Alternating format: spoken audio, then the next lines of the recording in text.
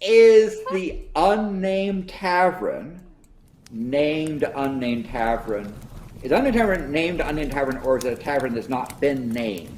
All right, next up. Are you guys ready? That is the sensational part. Yeah. I'm ready. Yeah. All right, it's still Technos. Ooh, of course. Sam Bankman-Fried.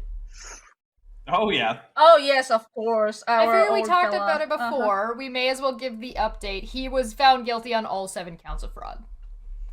Nice. Yeah. Nice. I mean, like, his ex turned on him and went, like, state's witness, and, like, they had all the records. It was not a close trial. Like, the idea that Sam was not going to be convicted was kind of crazy once you realize what the government had on him.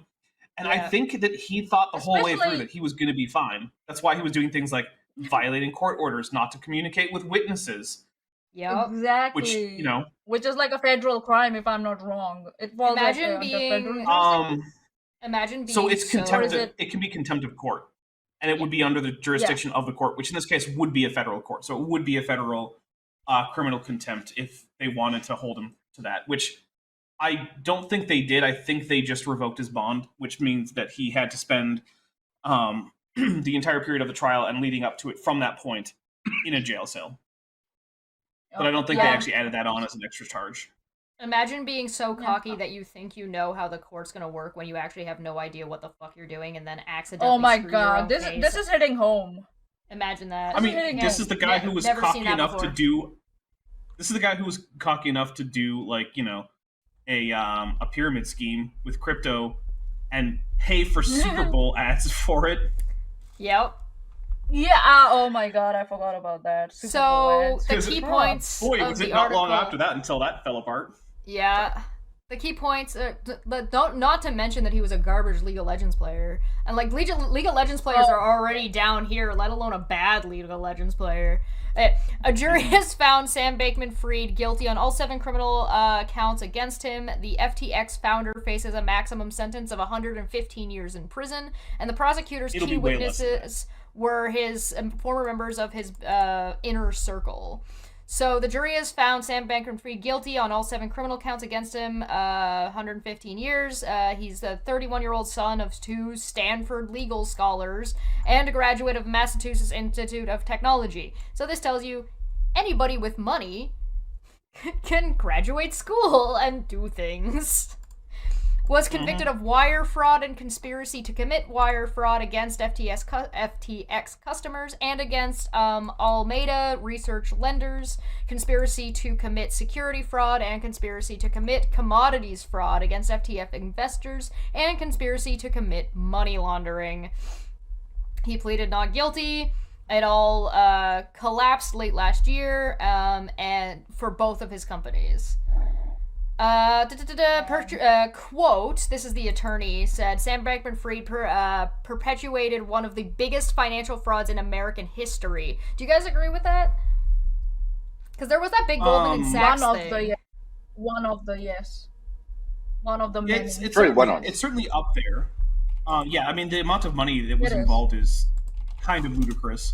I do want to real quick say, whenever you see maximum sentence of like 115 or whatever in the news, it's almost always going to be less than that, because what actually happens is, while judges aren't legally bound to do this, what they almost all do in federal cases is there's this thing called the Federal Sentencing Guidelines, which has like these tables, right? And you can go across and you can say, okay, how many aggravating or like ameliorating circumstances were there to make the sentence more or less? Is this a first offense or a repeat offender? Things like that, right? So Sam Bankman-Fried is a first-time offender. There might be a few aggravating circumstances, but like if he gets much more than like 20 years, I'll probably be pretty surprised. Yeah, I would agree with that. So yeah, the same thing is true with all of these cases where you hear like, oh, Trump could be facing up to 415 years or whatever. It's like, okay, maybe. He's not going to get that. That's not what's actually going to happen. You have to be pretty. It has to be pretty egregious to actually get the maximum sentence in a federal court. No, so concurrent versus sentences versus sequential. Yeah, there's that too. Special circumstances to have only case to serve one sentence where after the the other, as opposed to them served concurrently. So that's usually I think so. sentencing Yeah, guidelines as well. The only case I think so where media might have been correct is that guy who drove through the crowd. What's his name? I don't remember his name. Yeah, Charlottesville guy? Darrell Brooks or Sorry? Darrell Brooks, depending on who's talking. Darrell Brooks. Yeah, Darrell Brooks. Yeah. I think so because there was 75 counts into like three or like into the number of people. I think so, and the judge went for like consecutive Yeah. sentences. Yeah, the only that was like 1,000 years or something, if I'm not wrong. It was somewhere around 1,000 years. The only crimes that he was given concurrent sentences on were the crimes that he committed earlier against his ex-girlfriend, which was basically like, what was it? It was like assault and intimidation or something like that. And I mean, those aren't great, and he did receive a sentence for them. But then again, compared to mowing down an actual parade in your truck, or sorry, your mom's SUV, because of course he doesn't have his own truck. Of course not. Yeah, one of those things is way more serious than the other, even though both are serious. And I'm not trying to downplay like assault against domestic partners or anything, but when you compare it to murdering multiple people in vehicular like murders, you know. Well, it was 2006, 7 years. That's what he got. Yeah. Jeez, that's a lot. But this Simon Free sort of reminds me of the whole sort of general industry that he's involved in, and to help pay our bar tab, even though this is not a tavern, it's important for us to give Chesh sound bites. So here is my sound bite, which I'll lump Bankman-Fried and stuff into it, and call this sound bite. Cryptocurrency is a scam. You see, cryptocurrency is a scam. Common scam today is cryptocurrency, and cryptocurrency is an example of a scam. In fact, all cryptocurrency is a scam. Cryptocurrency scams are widespread, and somehow you misunderstand my meaning. Cryptocurrency is a scam. I might say, but that's pretty harsh words. I said, no, scam is an accurate description of this pump and dump schemes. And I only label as a scam the so-called shit coins. That's actually a tech industry term. I refer to more popular currencies like Bitcoin, Ethereum, Dogecoin, and so forth. What they do is they pump up the value of a coin, let the insiders and early investors dump cash, that's the dump part, out while draining the value of those that came in afterwards.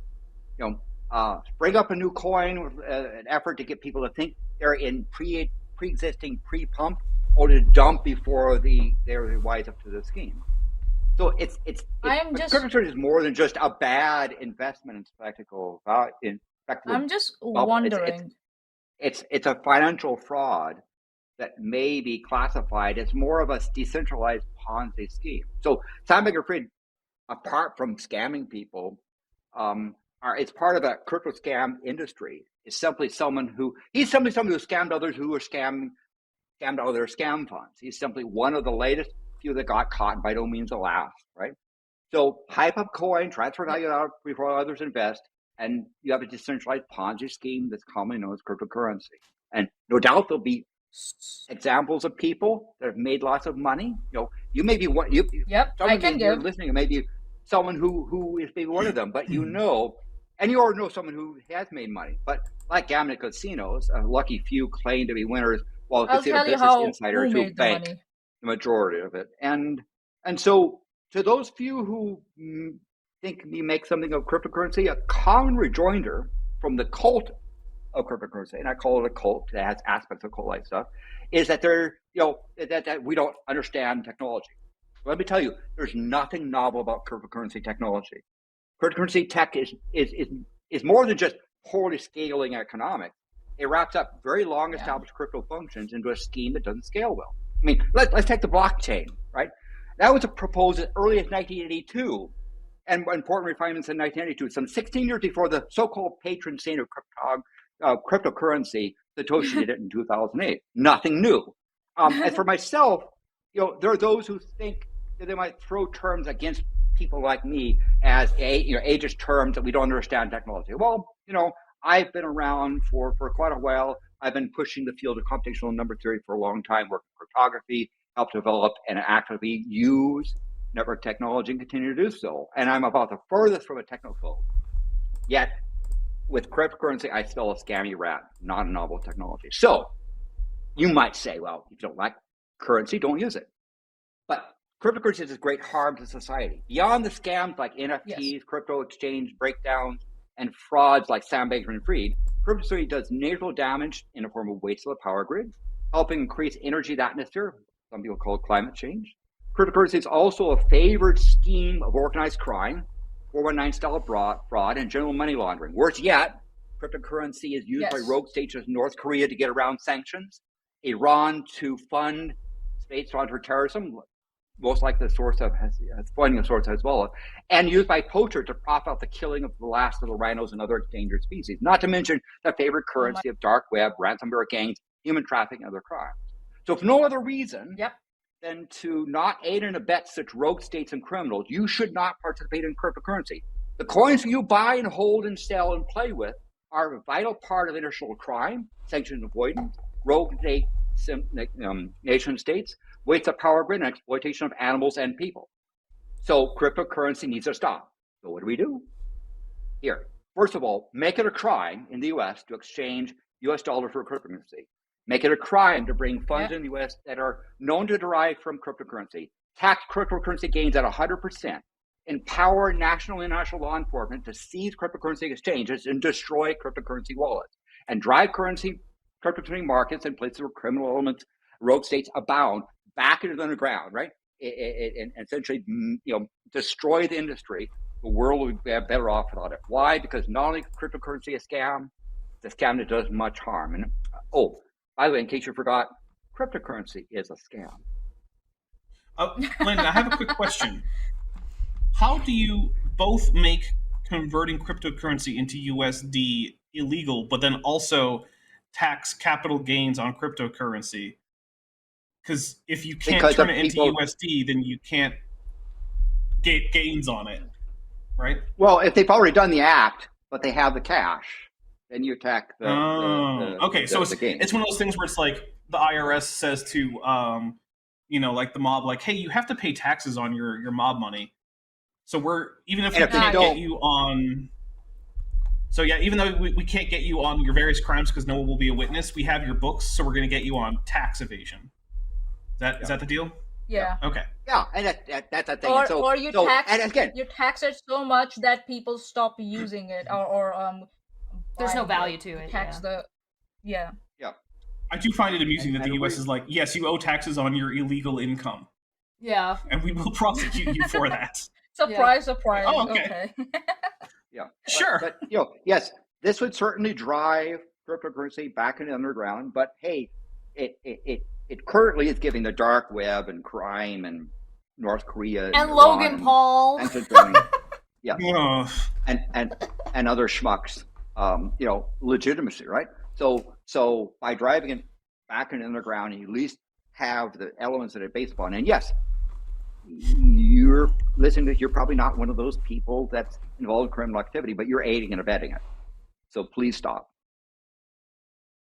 All right. Yeah, I told you, I knew there was going to be a Landon rant today. At least one. I think so. You could actually clip it and put it up separately. That would be great. Think I'm not gonna? Yeah, I expect to see that within a few days. Yeah. Yeah. Also, I would just say last point is I don't know when U.S. authorities will go after these YouTube influencers who have had a huge role in promoting this, promoting cryptocurrency and participating in the pump and dump. I would advise anyone out there, if gambling, yes, I would advise to anyone out there, if you like an influencer and they suddenly start a cryptocurrency or something like that, you could take an advantage of it if you want to. You can also participate in the pump and dump, or you run in the opposite direction and say, nope. That's up to you. Yep. And by the way, hey, I'm looking at you, NVIDIA, who benefit off of this cryptocurrency stuff, right? I would want legislation to enable people to have class action lawsuits who have been harmed by cryptocurrency, to have class actions to sue and to have NVIDIA be partly responsible for aiding and abetting this scam.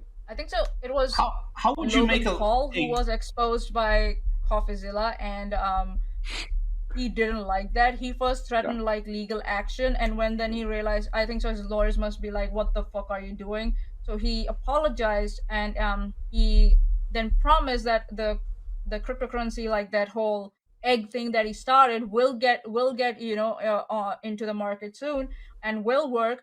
And it has been what now, 18 months now almost, like, and nothing's happened on that. And he also so I'm offered just like, to I'm pay looking it back like, and didn't yet. Which he never did. Never did. I do have a question concerning the potential liability of NVIDIA, which is to say, how do you make a graphics card that is incapable of mining crypto? Because it's just a piece of hardware. Yeah, I don't think that's the case. I think, in fact, that what NVIDIA has done is gone out of their way to aid and assist and market to Bitcoin miners, as well as to do optimizations of their gear to help try to maintain a dominance in selling into that market. Okay. And so, I think part of you would do it on that basis. Now, obviously, you can't blame everything of the scam on NVIDIA. Just make them see the potential liability of being partially responsible for the make it a problem for them to engage, right? Yeah, make exactly. it like not worth it, not worth the risk. And by the way, there'll be other people besides Bankman-Fried that will be that'll be caught in doing fraud, right? But again, it's kind of ironic that the person there already have been. The person who has, who sort of made me famous for playing video games while supposedly in venture capital stuff, turned that into sort of a scheme of like, you want to try to get VCs to pay attention to you. Well, ignore them while being in a meeting, and that somehow makes you like, ooh, you must be amazing.